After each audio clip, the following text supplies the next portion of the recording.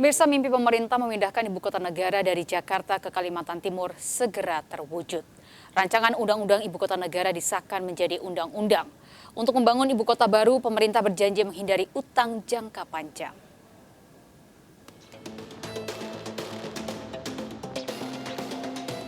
Wilayah Sepaku di Penajam, Pasir Utara, Kalimantan Timur bakal menjadi ibu kota negara menggantikan Jakarta pasca disahkan RUU Ibu Kota Negara dalam rapat paripurna DPR. Ada banyak skema pendanaan yang diambil pemerintah untuk membangun ibu kota negara yang bernama Nusantara. Pemerintah berjanji akan menghindari utang jangka panjang selama proses pembangunan ibu kota negara.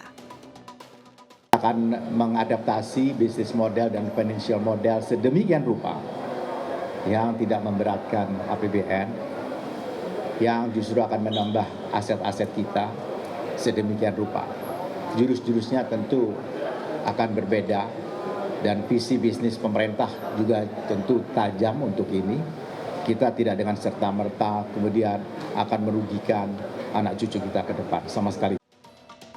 Dalam website Ibu Kota Negara IKN terungkap mayoritas pembangunan ibu kota negara menggunakan APBN. Pendanaan ibu kota negara sebesar 53,5% menggunakan APBN dan sisanya 46,5% menggunakan dana lain dari skema KPBU, swasta, dan BUMN. Sebelumnya pemerintah berencana hanya menggunakan 19,2% dari total APBN yang diperkirakan 466 triliun rupiah. Ini kira-kira mendanai apa? Satu, tentu belanja untuk pembangunan yang memang harus disediakan seperti komplek pemerintahan. Kemudian juga dari sisi infrastruktur dasar seperti kemarin saya lihat untuk bendungan air, telekomunikasi, jalan raya, dan listrik yang semuanya akan diinstal dan dibangun. Untuk menghindari pembangunan ibu kota negara berhenti di tengah jalan, proyek pembangunan dan pemindahan dimulai dalam waktu dekat. Namun untuk keseluruhan membutuhkan waktu lebih dari 10 tahun.